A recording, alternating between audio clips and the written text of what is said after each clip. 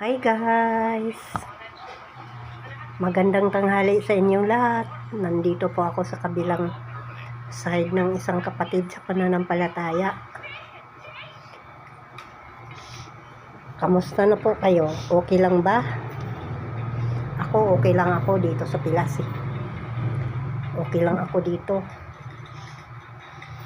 Ang sarap ng buhay kung wala kang pinoproblema at wala kang ibang iniisip. Ito, nagiging awareness lang at real talk na lang sa lahat ng mga nagre-reels, no? Hindi sana natin gawin ang hindi tama, parang hindi tayo nakarma. Ang karma kasi ay na lang sa ating likuran. Wala sa ibang tao, wala sa ay nasa atin kung anong ating mga ginagawa araw-araw. Kung maganda ang ating mga ginagawa, ang bunga ay maganda rin.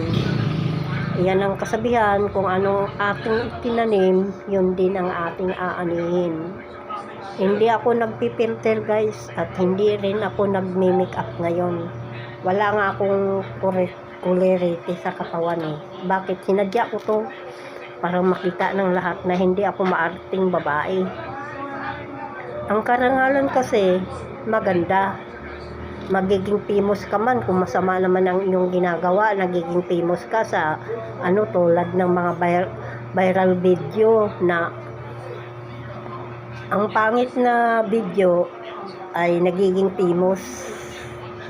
Kung gagawin ko rin yun sa iba, na mag-content ako sa iba, marami sa Messenger, pero ayaw ko ma-restrict ang aking Facebook account kasi maliban doon, ayaw ko rin maepektuhan ang iba kong account kasi mahirap na kung nakakagawa ka ng pangit sa inyong platform kahit marami kang platform at nakakagawa ka ng isang pagkakamali sa isa, naepektuhan ang lahat.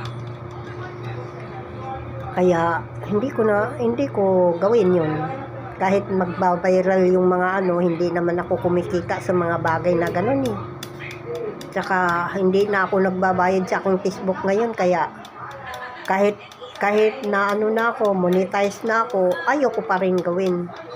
Kung gustuhin ko, marami ako nakikita, i-post ko na yun i-post noon pa. Marami nga akong mga nakikita kasi sila mismo ang nagbibigay, parang pero ayaw kong gawin.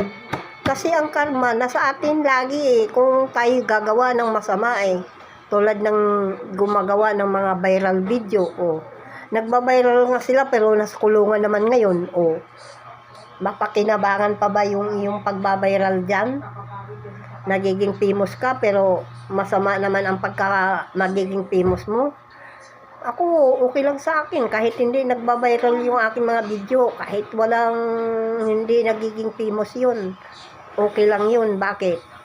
Gumagawa ka ng mabuti Ang may takot kay Yahweh ay pinagpala sa lahat ng bagay, sa lahat ng oras. Pero ang walang takot sa Diyos, walang takot sa kay Yahweh, hindi nga pinagpala. Anong nangyayari ngayon sa nagba-viral video, no?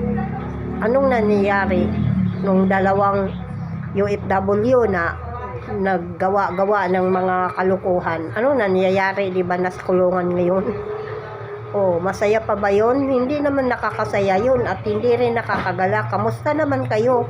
Kayong mga gumagawa ng maganda, halimbawa, magandang halimbawa ba yun sa iyong kapwa na nagiging famous kayo pero na kayo sa kulungan? Nagiging nabahira ng pangit na himinasyon yung salinlahi. Okay lang kung hindi ka magiging famous pero maganda naman ang iyong mga ginagawa. Kasi ang karma ay laging nandyan, nakikinig lang yan at nakikiramdam.